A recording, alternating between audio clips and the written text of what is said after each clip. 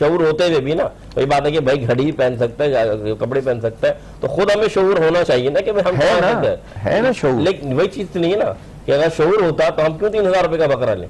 ہمیں پتہ ہے وہی بات ہے, اللہ جمیع یحب الجمال, اللہ حسین ہے, حسین شے کو پسند فرماتا ہے. اللہ کے آرام میں حسین شے قربان کریں نا آپ 30,000 کے بجائے 30 لاکھ کا بالکل. اور یہ آپ کے اوپر ہے. وہی اس نشست کا بھی مقصد ہوتا ہے کہ ہم ان پوائنٹس پہ بات کریں, ان چیزوں پہ بات کریں جو شاید ہمیں نہیں پتہ ہوتی. اور بہت سے لوگ زکوٰۃ کے معاملے میں کنفیوز ہوتے ہیں, زکوٰۃ کے معاملے میں کہ بھئی کس کو دی جائے کس کو نہ دی جائے. اب تک کی جو نشست میں باتیں ہوئی ہیں, میری نالج اتنی زیادہ نہیں ہے, ظاہر ہے یہاں پہ سارے مجھ سے زیادہ سینئر لوگ بیٹھے, لیکن میری نالج یہ ہے کہ جب ہم زکوٰۃ نکالیں تو ہم اپنے آپ سے انصاف کریں, اپنے اندر احتساب کریں. ہم یہ نہ سوچیں کہ جی ہم شاید اللہ میاں کو ہم اس طرح راضی کر لیں گے. دیکھیں آپ زکوٰۃ چاہے 1 روپے کی نکالیں یا 1 ارب کی نکالیں, آپ اپنا احتساب کریں کہ آیا آپ یہ چیز اپنے مال کو پاک کر رہے ہیں. ورنہ یہ کوئی فارمیلٹی نہیں ہے, زکوٰۃ کوئی سی فارمیلٹی کا نام نہیں ہے کہ جی آپ نے کہا ٹھیک ہے یہ مجھ پہ ایک فرض ہے تو میں فرض پورا کر دوں.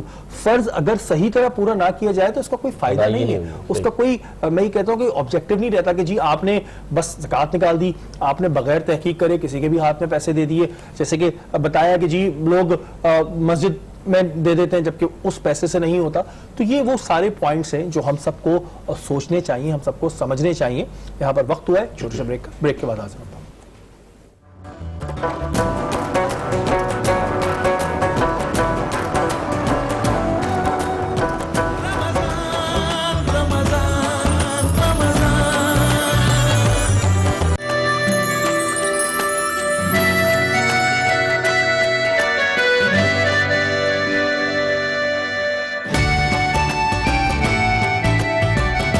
تو مجھے مل جاتا کیونکہ جب تک آپ لوگوں نے شروع نہیں کیا تھا تو میں سوچ رہا تھا کہ میں اسی کلام کی درخواست آپ سے کروں گا, اور جیسے آپ نے شروع کیا تو کہتے ہیں کہ اور بہت اچھی ادائیگی آپ کی, اللہ تعالیٰ آپ کو ترقی دے. اس وقت جی ہم دسترخوان پہ موجود ہیں اور ہماری جو شیف ہے شاکرہ, انہوں نے بہت اچھی ڈش بنائی تھی, بہاری مسالہ چکن. بہاری مسالہ چکن. اب ہم اپنے مہمانوں سے پوچھیں گے. سارم بھائی کیسی لگی آپ کو ڈش؟ مجھے بہت اچھا لگا کہ اور کچھ نہیں کھایا گیا اس کے بعد. پکا پاس ہے یہ؟ بالکل بہت اچھا تھا. محسن بھائی آپ کو کیسی لگی؟ بہترین. اچھا یہ مبشر بھائی تو بڑا اندر سے بتاتے نا, یہ کھانے وانے کی ان کو بڑا آئیڈیا ہے, تو کیسی لگی آپ کو؟ ماشاءاللہ بہت لذیذ بنایا, اور پہلی مرتبہ ہم نے یہ ڈش کھائی ہے کیونکہ ہمارے یہاں کبھی ایسی نہیں بنی. اب ریسیپی پوچھ لیجیے گا. ریسیپی ضرور پوچھوں گا اپنی بہن سے میں, باقی کو بہت لذیذ ہے, جو بالکل بہت لذیذ ہے. جزاک اللہ. اچھا شاکرہ یہ مجھے بتائیں کہ کتنی ڈشز آپ کو بنانی آتی ہیں, کتنی ڈشز بنانی آتی ہیں؟ اب یہ تو مجھے بھی خود یاد نہیں ہے کہ مجھے کتنی ڈشز آتی ہیں. آپ کی ایکسپرٹیز ویسے کس میں, دیسی میں, کانٹیننٹل, چائنیز, بہت سارے. اچھا شہی میں بتاؤں شہری, مجھے الحمدللہ اب تو اتنا آ گیا ہے کہ ہر چیز میں ہو گئے. ویسے تو میری پہلے اسپیشلٹیز ہوتی تھی پیٹیسری سے ریلیٹڈ, یعنی صرف بیکنگ کے حوالے سے میں کر رہی ہوتی تھی. پھر آہستہ آہستہ تھائی فوڈ, چائنیز, اور پھر پاکستانی فوڈ, کیونکہ پاکستانی اتنا آسان نہیں ہوتا. جو ٹپیکل کھانے ہیں نا جو ہم لوگوں کے مختلف بریانی, اتنا آسان نہیں ہے, اس کے اندر ذائقہ ہونا بہت ضروری ہے. اچھا کون سے کھانے جو ہے وہ جلدی تیار ہو جاتے ہیں؟ جیسے آپ نے بتایا آپ کو تھائی فوڈ بھی آتا ہے, چائنیز بھی آتا ہے, کون سے کھانے جلدی تیار ہوتے ہیں؟ کون سے کھانے جلدی تیار ہوتے ہیں؟ ہر ایک کی اپنی ایک ٹائم ڈیوریشن ہے. ویسے تو سبھی کھانے جلدی تیار ہو جاتے ہیں, ڈیپینڈ کرتا ہے کہ آپ کتنا اس میں ایکسپرٹ ہیں. لیکن جی آپ کی جو ڈش ہے اس کی تو کیا ہی بات ہے. Very good. اور آپ کے ساتھ تو ہمارا ایک رہے گا 30 دن تک, ہم آپ سے اور بہت ساری فرمائشیں کریں گے. اچھا ڈاکٹر صاحب آپ کی طرف آؤں گا کیونکہ بہت ساری ریمیڈیز مجھے لوگ لکھ کے دیتے تھے کہ جی مبشر صاحب سے پوچھ لیں ہوم ریمیڈیز. اچھا کچھ لوگوں کی خون میں کمی ہوتی ہے, وائٹ سیلز کی کمی ہوتی ہے, اور کچھ لوگ میڈیکیشن نہیں کرنا چاہ رہے ہوتے, میڈیکیشن کر بھی رہے ہوتے تو اتنا نہیں ہوتا. تو ایسا کیا ایسی ریمیڈی ہے جس کے استعمال سے جو وائٹ سیلز ہیں وہ بننا شروع ہو جاتے ہیں؟ بسم اللہ الرحمن الرحیم. اور عموماً دیکھنے میں آ رہا ہے اور ہمارے بھی مشاہدے میں آ رہا ہے, ہماری کلینک کے اوپر ایسے کافی لوگ ہوتے ہیں, وہ ایلوپیتھک میڈیسن کراتے ہیں, سب کچھ کرتے ہیں بہترین سے بہترین, لیکن فائدہ نہیں ہو پا رہا ہوتا. تو ہمارا جو ادارہ ہے اس میں جو عنوان ہے وہ ہے دعا اور دوا, یعنی کہ آپ دوا تو لے رہے ہیں ساتھ ساتھ دعا بھی کریں, بالکل, تاکہ جلدی شفا آپ کو حاصل ہو سکے.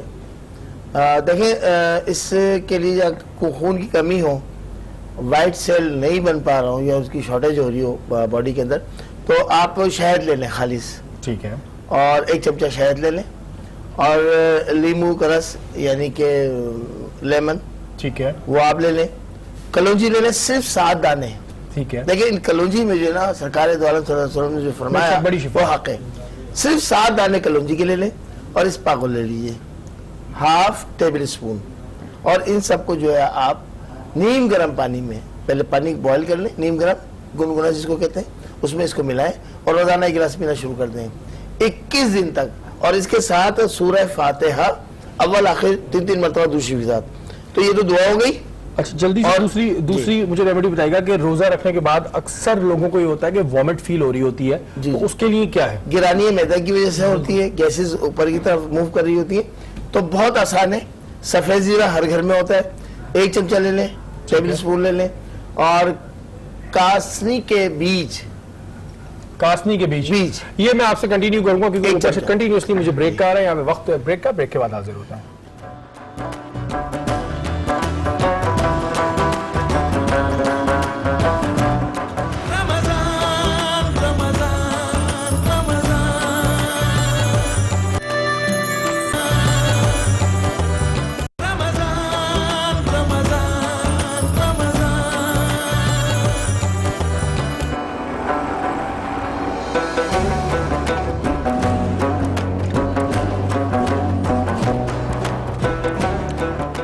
باران رحمت آج نیوز کی سحری ٹرانسمیشن میں ایک بار پھر آپ سب کو خوش آمدید کہتے ہیں.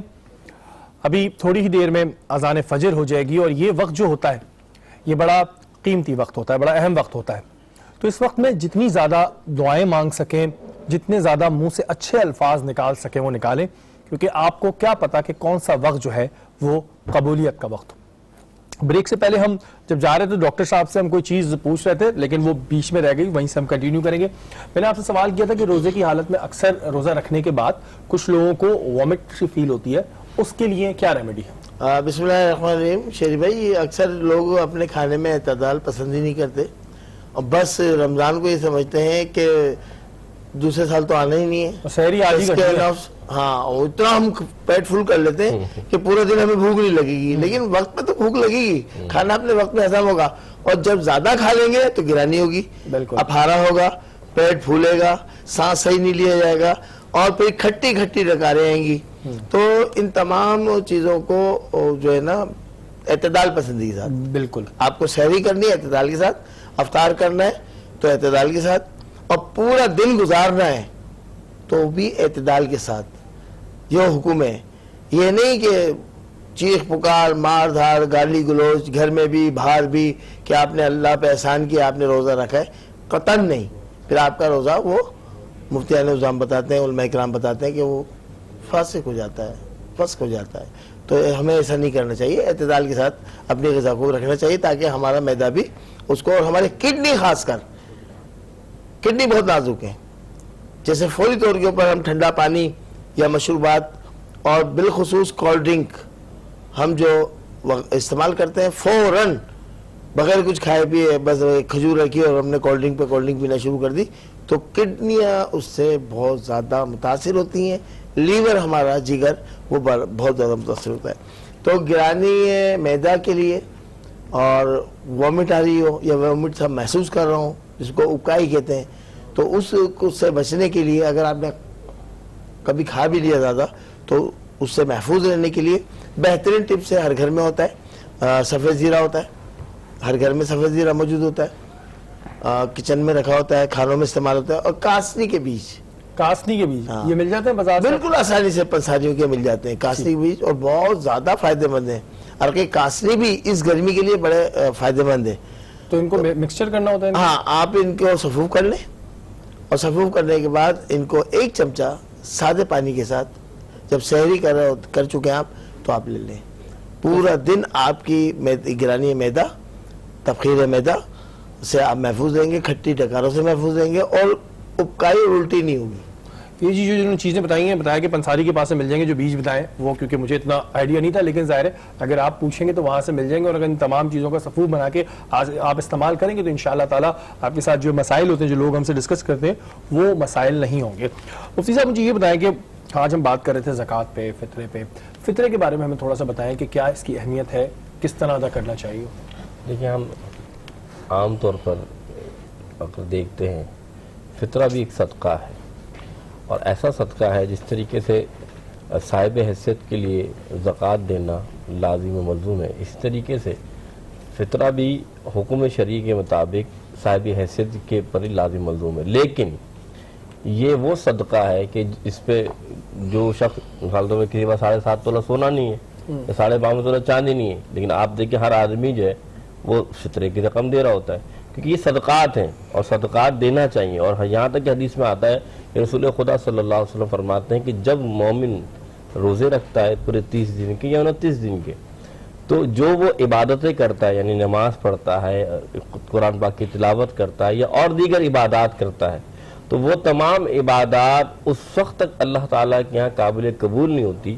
حدیث میں ہے کہ آسمان اور زمین کے درمیان معلق رہتی ہیں جب تک کہ وہ صدقہ فطر نہیں دے دیتا۔ اچھا، جی یہ حدیث سے ثابت عید ہے۔ کی نماز کے بعد جو دینا ہوتا ہے؟ نہیں، عید کی نماز سے پہلے پہلے دینا ہوتا ہے، سوری۔ لیکن اس کا پھر ترجیحاً حکم یہ ہے کہ اگر آپ نے عید کی نماز مثلا پڑھ لی ہے اور آپ نے تب بھی نہیں دیا تو حکم یہ کہ تب بھی آپ جا کے دے دیں۔ اچھا، یہ گھر کے ہر فرد کو دینا ہوتا ہے؟ جتنے بالکل فرد ہیں گھر میں؟ مثلا مراد یہ ہے کہ جو گھر میں آپ سربراہ کہہ لیں، کوشش تو یہ کہ ہر فرد اگر جو بالغ ہے وہ اپنا دے سکتا ہے خود، لیکن اگر ایسی بات ہے ایک والد ہے، اس کے کچھ بچے بالغ ہوں گے، کچھ بچے نابالغ بھی ہوں گے، تو اگر والد چاہے تو پورے گھر کا سربراہ کی حیثیت سے وہ دے سکتے ہیں۔ ان میں سے اگر بالغ اولاد اپنا خود بھی دینا چاہے تو ترجیح اولا اچھی بات ہے، لیکن اگر ایک شخص بھی 10 بندوں کا صدقہ فطر دے تو صدقہ فطر ادا ہو جائے گا۔ لیکن پھر میں نے آپ سے بات یہ سمجھانا چاہا کہ اولا یہ ہے کہ بندہ خود اپنا صدقہ فطر دے، لیکن اگر کوئی گھر کا بڑا یا کوئی معتبر شخص بھی اگر صدقہ دے دے تو صدقہ فطر واجب ہے۔ اچھا، یہ کسی اپنے مستحق رشتہ دار کو دے سکتے ہیں؟ اگر مستحق رشتہ دار ہے ہمارا فطرہ، اس کو دے سکتے ہیں؟ بالکل اسی کو دینا چاہیے، آپ کو ہونا بھی چاہیے، لیکن اگر وہی بات آ گئی کہ کوئی ایسا رشتہ دار نہیں ملا آپ کو مثال طور پہ، تو آپ ایسی بات ہے یہ صدقے اور فطر کی رقم جو آپ دیکھیں صاحب حیثیت نہیں اور آپ کو سمجھتے ہیں یہ مستحق ہے، بھلے آپ کی رشتہ داری نہ ہو اور اتنا وقت بھی نہیں ہے کہ بھائی وقت نکل جائے گا تو آپ اس کو دے دیں۔ بہت سے لوگ آپ دیکھیں عیدگاہ جا رہے ہوتے ہیں، مدارس میں دے رہے ہوتے ہیں، یا پھر راستے میں کوئی بیگر ایسا مل جاتا ہے تو سمجھتے ہیں کہ ہاں بھائی یہ مستحق ہے اس فطرے کا تو اس کو دے دیتے ہیں۔ تو اس لیے لیکن یہ جلد جلد دینے کا مقصد یہ ہوتا ہے کہ اتنی محنت کی، عبادت کی، اور یہ عبادت اللہ تک نہ پہنچے تو بہتر نہیں کہ ہم اس خطرہ فطر۔ اچھا، آپ نے جہاں مستحق کی بات سر کی، ایک سوال آپ کی طرف سے پوچھ لوں پلیز کہ کتنے طریقے کے فطری ہوتے ہیں؟ فطرہ تو ہمارے یہاں بس ایک وہ آٹے کے حساب سے نکال لیتے ہیں، بہت اچھا گندم کے سوال حساب کر سے۔ رہے ہیں، ماشاءاللہ بہترین سوال کیا۔ اب اس میں بھی طریقہ کار ہے، مثال کے طور پر کوئی شخص جو صاحب حیثیت ہے وہ اگر کہتے ہیں نا جو کے برابر، یعنی کہ غذاؤں میں بھی کیٹیگریز ہیں، کوئی کہتے ہیں گندم سوا، یعنی کہ آپ 2 کلو اور 1 پاؤ، 2.25 سیر گندم کہلاتی ہے، اتنا یعنی کہ 2 کلو جو آٹا ہوتا ہے اور اس میں 1 پاؤ اور ملا لیں، اتنا مقدار کا ہمیں فطرہ دینا ہوتا ہے۔ مثال طور پہ اگر آج 50 روپے کلو آٹا ہے تو 100 روپے بن گئے تو 120 روپے کا آپ سمجھ لیجیے فطرہ ہو گیا۔ لیکن وہی بات ہے کہ حضرت نے فرمایا یہ عام بندے کے لیے، لیکن جو بندہ کشمش کے جو حیثیت ہے تو وہ کشمش کے لحاظ سے دے دے، اگر وہ جو کے لحاظ سے دے تو جو کے لحاظ سے دے، یعنی جتنا اچھا مال اس کے پاس موجود ہے وہ اس طریقے سے دے سکتا ہے۔ بالکل اچھی آپ نے اس کے اچھا، میں آپ کی طرف آ رہا تھا سالم بھائی، جیسے کہ انہوں نے کہا کہ مستحق ہمارے شہر میں، ملک میں کہہ لیں سب سے مشکل مستحق کو ڈھونڈنا ہے۔ پیشہ ور بھکاری اتنے آ گئے، ایسے گیٹ اپ کر کے آپ کو نظر آئیں گے، آپ کہیں گے یہ تو اس سے بڑا مستحق نہیں ہے۔ اس کو کس طرح ہم سرچ کریں کہ یار یہ مستحق ہے یا نہیں ہے؟ اس کا فیصلہ کیسے کریں؟ دیکھیں اس کا فیصلہ یہی ہے نا کہ آپ اس تک نہ جائیں نا، آپ سب سے پہلے اپنے ارد گرد میں دیکھیں، آپ سب سے پہلے، پھر آپ کسی کو دیکھیں گے۔ آپ اپنے ارد گرد تو دیکھتے ہی نہیں ہیں۔ اور بات آپ نے اس وقت بڑی اچھی بات بولی تھی، مفتی صاحب نے جواب بھی اچھا دیا تھا کہ اگر زکوٰۃ ہے اور آپ اس سے ناراضگی ہے، جو آپ نے کہا بہت اچھی بات بولی۔ اس میں یہ تھوڑی دیکھنا ہے کہ آپ کی ناراضگی ہے یا نہیں ہے، اس میں تو اللہ کی خوشی چاہیے آپ کو، اللہ کی رضا چاہیے آپ کو۔ تو اس کے اندر آپ ان چیزوں کو دیکھیں، ضرورت مند کون ہے، چاہے میرا دشمن ہی صحیح، اگر اس کو ضرورت ہے تو میں اس تک کے وہ پہنچا دوں، اس کا اجر میرا خالق ہے دشمن کو دینے کا۔ مجھے میں کوئی مفتی مولانا نہیں ہوں، لیکن اپنے سے بتا رہا ہوں کہ شاید ایک عام اجر سے زیادہ اجر ہو۔ ایک بات کاٹ کر میں بات پھر آپ کو جوڑوں گا، مؤلفت جو ہے مؤلفت قلوبہم کے جو لفظ آیا قرآن کے اندر، یہ کافر تھے، مثال طور پہ کافروں کے لیے آیا ہے کہ جو دین کی طرف، ہمارے دین کی طرف راغب ہوتے ہیں ان کو بھی صدقہ دیا جاتا ہے۔ مثال حضور صلی اللہ علیہ وسلم کے زمانے میں ایسے کفار تھے جو حضور کے ساتھ جنگ لڑتے تھے اور مشرکین سے، تو اللہ کے رسول انہیں بھی صدقات دے دیتے. مراد یہ کہ ہیں تو مسلمان نہیں لیکن کافر ہیں, ان کو صدقات دے. اچھا مجھے یہاں ایک چیز یہ کلیئر کیجیے گا کہ غیر مسلم کو زکوٰۃ اور فطرہ دے سکتے ہیں؟ اچھا اس میں دو رائے میں آپ کے سامنے رکھنا چاہوں گا. پہلی رائے یہ کہ جہاں پر کوئی مسلمان موجود نہ ہو, اور وہی بات ہے پہلے کوئی اپنا نہ ہو, آپ یا مسلمان کہہ لیں یا مومن کے, کوئی ایسا راز اور آپ نے ڈھونڈا اور آپ کو نہیں ملا, اور پھر آپ کو زکوٰۃ بھی دینا لازم ہے, ملزوم ہے, تو آپ کوشش کریں کہ جو ہمارے اہل کتاب میں سے ہیں تو جو ان کو زکوٰۃ آپ ان کو دے لیں. لیکن جب مسلمان کوئی بھی نہ ہو, مومن کوئی نہ ہو, اور آپ نے بہت ڈھونڈنے کے باوجود, بعض فقہا فرماتے ہیں اصل میں یہ زکوٰۃ ہوتی ہی مسلمانوں مومنین کے مستحق کے لیے, کہ سب سے اولا اور ترجیح یہی ہے کہ آپ انہیں زکوٰۃ دیں گے. لیکن اگر کوئی ایسا یعنی کہ پورے جہاں آپ رہتے ہیں, بہت سے لوگ انگلینڈ میں یا لندن میں کہیں بھی رہتے ہیں, ان کی سوسائٹی میں نہیں, ان کی سوسائٹی میں نہیں مل رہا, اور جو مل بھی رہے وہ مستحق نہیں ہے. اور ایک وقت ایسا مسلمانوں پر آیا بھی کہ عمر فاروق کے دور میں صدقہ لے کر لوگ زکوٰۃ لے کے پھرتے تھے, ڈھونڈتے تھے مسلمانوں میں کہ کوئی مل جائے. اللہ کرے بھی آ جائے. الحمدللہ. تو وہی بات ہے, خلافت بھی عمر فاروق رضی جیسی ہونی چاہیے نا. اچھا سارے بھائی, کیونکہ آپ اس طرح کی کافی سالوں سے کام کر رہے ہیں, سفید پوش لوگ وہ کتنا سفر کرتے ہیں اس وجہ سے, جس کی وجہ سے یہ ہمارے جو کہتے ہیں ڈرامے کرنے والے بیکاری آ گئے, اور بھی جو لوگ ہیں سفید پوش کو کس طرح وہ کرتے ہیں, کتنا سفر کر رہے ہیں, وہ بیچارہ شرما بھی رہا ہے, وہ مانگ بھی نہیں سکتا, اور اس کی ضرورت بھی ہے. ہمارے معاشرے میں پھنستا اور مرتا سفید پوش ہی ہے. بالکل, اس لیے کہ وہ کسی کو نہیں بول پاتا, کسی کو نہیں بتا پاتا, کسی کو اپنے درد غم اور اپنے زخم دکھا نہیں پاتا, وہ جس کی وجہ سے وہ پھنس جاتا اور مر جاتا. اور بڑے افسوس کے ساتھ ایک بات بولوں گا, میں خود بھی ان چیزوں میں ہر سال شریک ہوتا ہوں, لیکن سچ بولنے سے پیچھے بھی نہیں رہتا. مگر افسوس یہ ہے کہ وہ سچ کے پیچھے حقائق یہی ہیں کہ ہمارے اندر پرابلم ہے, ہمارے لوگوں میں پرابلم ہے. وہ جب تک زخم نہیں دیکھتے نا, وہ پیسے نہیں دیتے. یہ بڑی ایک دردناک بات ہے جو میں اس خود آپ سے کہہ رہا ہوں. آپ انہیں زخم دکھائیں گے تو وہ اس کے لیے پیسے دیں گے. اگر آپ اس کے بن زخم کا کوئی شخص لے گئے, آپ جس کے زخم اندر آپ نہیں دکھا پا رہے, یقین جانے اس کو پیسے دینے والا. جب تک وہ روئے گا نہیں, چیخ چیخ کے بولے گا نہیں, تب تک کسی کو رحم نہیں. اس میں دیکھیں, ہم اعتراض تو ان پروگرامز, ان چیزوں, ان لوگوں پہ کر رہے ہیں, لیکن ہم اپنے آپ کو نہیں دیکھ رہے کہ ہم یہ وجہ بن کیوں رہی ہے. وجہ اس لیے بن رہی ہے کہ ہم اسے لائی سے لے رہے ہیں کہ آپ اس کی مدد کریں, لیکن آپ جب تک زخم والے لوگ نہ دیکھ لیں آپ مدد کے لیے تیار نہیں ہوتے. تو اس میں کیا ہم بے حس ہو چکے ہیں؟ کیا ریزن؟ بالکل بے حس ہو چکے ہیں ہم, بالکل بے حس ہو چکے ہیں. اور ہر وقت کوئی ان سے یہ پوچھے کہ جب آپ اللہ سے مانگ رہے ہوتے ہو, ٹھیک ہے نا, یہ جب آپ اپنی اولاد کو دے رہے ہوتے ہو, کیا وہ اس لائق ہوتی ہے؟ کیا آپ اس لائق ہوتے ہیں کہ اللہ سے دھڑا دھڑ اللہ ہمیں جو نواز رہا ہے کہ ہم اس لائق ہیں؟ ٹھیک ہے نا. جب دینے کی بات ہوتی ہے تو آپ اس کو دوربینیں لگا کر کے دیکھ رہے ہوتے ہیں. بالکل پوائنٹ کی بات. تھوڑی سی نا ہمیں اپنی سوچوں کو, نگاہوں کو بدلنے کی ضرورت ہے. اور وہ شخص جو ٹی وی تک آ گیا مانگنے کے لیے, یہ آسان کام نہیں ہوتا. اس میں ہیبیچول ضرور ہے, میں یہ بھی بتاتا چلوں, ہیبیچول بہت ہے, لیکن یہ آسان کام نہیں ہوتا. کتنا مجبور ہوگا وہ شخص جو ٹی وی تک آ گیا بیٹھ کر کے مانگنے کے لیے, اور آپ پھر بھی دوربینیں لگائے بیٹھے ہوئے. تو یہ پھر آپ سوچیں کہ کچھ نہ کچھ گڑبڑ آپ کے اندر ہے. اور نیکی کے لیے پاکستان ایسے ملک کے اندر, جیسے آپ نے سوال کیا تھا کہ کیسے ڈھونڈیں, دیکھیں ہسپتال جائیں, کسی بھی ہسپتال جا کے کھڑے ہو جائیں, کسی کو نہیں دیں آپ زکوٰۃ, آپ ہسپتال جا کر کے کھڑے ہوں, دیکھیں تو صحیح, ایک ایک دوا لینے کے لیے ترس رہے ہوتے ہیں لوگ, ایک ایک خون کی بوتل لینے کے لیے ترس رہے ہوتے ہیں. بچے پیدا ہو جاتے ہیں تو ان کو کپڑا ڈالنے کے لیے پیسے نہیں ہوتے لوگوں کے پاس. ان سب چیزوں کو دیکھیں آنکھوں سے, لیکن بات وہی ہے کہ آپ نے تو بہانہ ڈھونڈ لیا کہ ہم دیں تو کیسے دیں, مستحق نہیں ملتے, یا یہ نہیں ملتا, یا وہ نہیں ملتا. بابا آپ کو دینے ہی نہیں ہیں, جس کو دینے ہوتے ہیں نا, جو میں بتا رہا ہوں, ایسے بڑے اسپتالوں میں اور اداروں میں لوگ نظر آتے ہیں. اچھا محسن بھائی, کیونکہ ٹائم کی کمی ہے, مجھے ایک سوال آپ سے کرنا تھا کہ ہم سید جو ہوتے ہیں ان کو زکوٰۃ نہیں دے سکتے, لیکن اگر کوئی ہمارا رشتہ دار سید ہے اور وہ بڑا بیچارہ مفلسی میں ہے, اس کے پاس اس کے حالات صحیح نہیں ہے, تو ایسی صورتحال میں کیا کیا؟ اس میں دو باتیں پھر واضح فرما دوں. فقہا کے اندر اس میں اختلاف یہ ہے کہ سید جو ہے نا, خود سید کو زکوٰۃ دے سکتا ہے. اچھا, یہ سید یہ میں بتا رہا ہوں, لیکن اس میں جمہور کا اختلاف یہ ہے کہ ان کو زکوٰۃ نہ دی جائے, ان کو ہدیہ دیا جائے. چاہے سید, میں وعدے کر رہا ہوں, عام انسان تو زکوٰۃ ان کو دے ہی سکتا, ان کو زکات تو دے ہی نہیں سکتے, ان کو ہدیہ دے سکتے لیکن سید کو لیکن اب اس میں بات ہے کہ بہت سے علماء کا اختلاف یہ کہ سید جو ہے وہ دوسرے سید کو زکات دے سکتا ہے, لیکن جمہور کا قول یہ ہے کہ انہیں بھی آپ صدقہ نہ دیں, یعنی سید بھی صدقہ نہ دے بلکہ ہدیہ ہی دے تو بہتر ہے. بس اب میں اس میں ایک اور بات میں واضح کرنا چاہتا ہوں, آج کے دور میں ایک اور چیز میں دیکھتا ہوں, یقین مانے لوگ جو بانٹ رہے ہوتے ہیں نا, ہماری مائیں بہنیں بھی کھڑی ہوتی ہیں اور بیچاری کس بہن کس لیے کھڑی ہوئی ہے, اور بانٹنے والا پہلے آرام سے آ رہا ہے, وہ صبح 10 بجے سے بیچاری کھڑی ہوتی ہے, اور کن نظروں سے لوگ دیکھ رہے ہوتے ہیں. تو خدا را بانٹنے والے دیکھیں, تیری ماں اور تیری بہن اگر یہاں کھڑی ہو تجھے کیا حیا نہیں آئے گی؟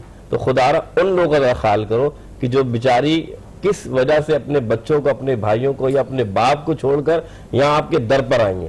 تو خدا را ان لوگوں کو ذرا ان کو دینے سے پہلے ان کے ہاتھ میں پہلے وہ کام کر دیا جائے تو اس میں بہتری. بالکل جی. اور جو ہماری نشست ہے, ہم جب بھی کوئی نشست پہ بیٹھتے ہیں تو ہم کچھ نہ کچھ ضرور سیکھتے ہیں. میں اپنی اگر بات کروں تو میں کچھ نہ کچھ سیکھتا ہوں. آج میں نے ایک چیز, مجھے سارے بھائی کی ایک بات تھی وہ بڑے میرے دل پہ لگی ہے. ہوتا یہ ہے کہ جب ہم اللہ تعالیٰ کے سامنے بیٹھتے ہیں, دعا مانگتے ہیں, تو ہمیں اس وقت اللہ تعالیٰ سے امید ہوتی ہے کہ یا اللہ ہمیں دنیا کی دولت بھی دینا, شہرت بھی دینا, اور ہم ہر چیز مانگ رہے ہوتے ہیں جبکہ ہم کتنے گناہگار ہیں ہم اور ہمارا رب جانتا ہے.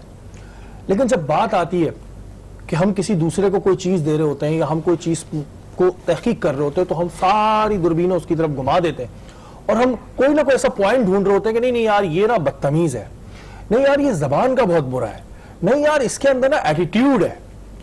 ہمیں یہ کیوں نہیں سوچتے کہ یار جب ہمارا رب ہم پہ اتنا مہربان ہے تو ہم اس کے بندوں پہ کیوں مہربانی, جبکہ ہم کوئی احسان نہیں کر رہے ہوتے, ہم صرف میٹھے بول رہے ہوتے. تو اگر ہم اس چیز کے بارے میں تھوڑا سا سوچیں تو ڈیفینیٹلی ہمارے اندر ایک بڑا چینج آئے گا. آج کی نشست سے میں نے یہ سیکھا ہے اور دعا کرتا ہوں کہ ہماری اس نشست سے جو لوگ بھی فیضیاب ہو رہے ہیں اللہ تعالیٰ اس کا اجر ہم سب کو عطا فرمائے اور ہمیں اسی طرح اس نشست کو پورے رمضان لے کے چلنے کی توفیق عطا فرمائے. کل انشاءاللہ تعالیٰ دوبارہ حاضر ہوں گے, تب تک کے لیے اپنے میزبان سید شہریار عاصم کو اجازت دیجیے. اللہ نے کے بعد.